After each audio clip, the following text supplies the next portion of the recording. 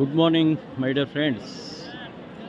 ఇప్పుడు మీకు నా వెనకాల కనిపిస్తున్న ఒక అత్యద్భుతమైన కట్టడం కోణార్క్ సూర్య దేవాలయం.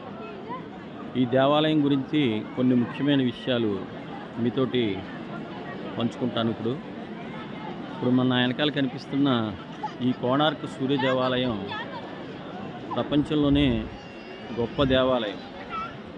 ఒకసారి దీని పరిసరాలన్నింటినీ మీకు చూపించాక దీని గురించి వివరిస్తాను. ఇప్పుడు ఈ దేవాలయం సూర్యుడికి ఉన్న ఏకైక భారతదేశంలో అత్యద్భుతమైన పెద్ద దేవాలయంగా చెప్తారు. అయితే ఈ దేవాలయం ఇక్కడ మీకు నా వెనకాల కనిపిస్తున్న చక్రాలు ఏవైతే ఉన్నాయో అవి మొత్తం ఇది ఒక రథ రూపంలో కట్టినటువంటి దేవాలయం. ఈ రథానికి 24 చక్రాలు ఉంటాయి ఇలాంటివి. అదేవిధంగా నా వెనకాల కనిపిస్తున్నటువంటి గుర్రాలు కూడా ఉంటాయి.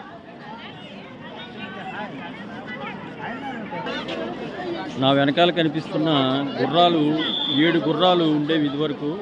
దీన్ని ముస్లిం రాజులు, ముస్లిం పరిపాలకులు చెక్కేసి పాడు చేశారు. ఇప్పుడు ఆ గుర్రాలు ఒక 4 గుర్రాలు మాత్రం ఉన్నాయి, 3 గుర్రాలు లేవు. ఇక నేను ఇందాక మీకు చూపించిన చక్రాలు అంటే మీకు దగ్గర నుంచి చూపిస్తాను. ఇలాంటి చక్రాలు 24 చక్రాలు ఉంటాయి ఈ రథానికి, ఈ సూర్య దేవాలయానికి.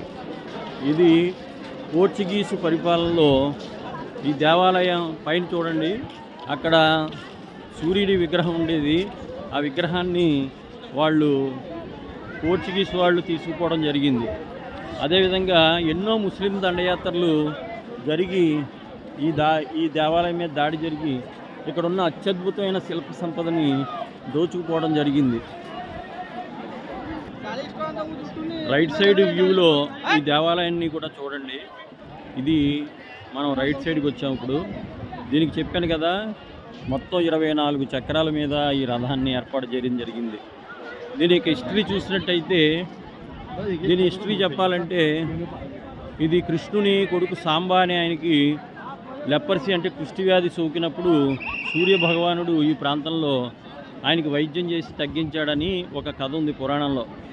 అందుకనే సూర్యుడికి ఇక్కడ శ్రీకృష్ణుడు ఈ దేవాలయాన్ని నిర్మించాడని, ఈ కోణార్క్ బీచ్ పక్కన, అంటే ఈ కోణార్క్ దేవాలయం బీచ్ ఎదురుగుండానే బీచ్ ఉంటుంది.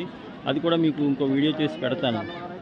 అయితే ఆ పురాణం బట్టి ఇక్కడ కృష్ణుడి యొక్క కొడుక్కి లెపర్సీ బాగు చేసిన సందర్భంగా సూర్యుడికి ఆలయం నిర్మించారని చెప్తారు.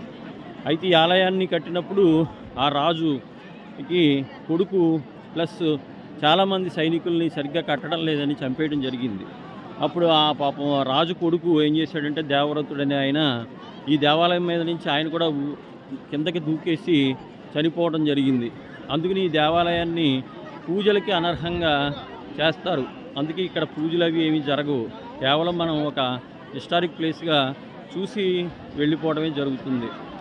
ఇది చుట్టూ ఇంచుమించుగా నాకు తెలిసినంత వరకు ఒక 50-60 ఎకరాల్లో పరిసరాల్లో మంచి మంచి గార్డెన్స్ మధ్యలో ఈ సూర్య దేవాలయం మనకి ఒక టూరిజం శాఖ వారు, ఒరిస్సా టూరిజం శాఖ వారు అభివృద్ధి చేసి కొంత బాగు చేసి ప్రజలకు సందర్శనార్థం ఉంచడం జరిగింది.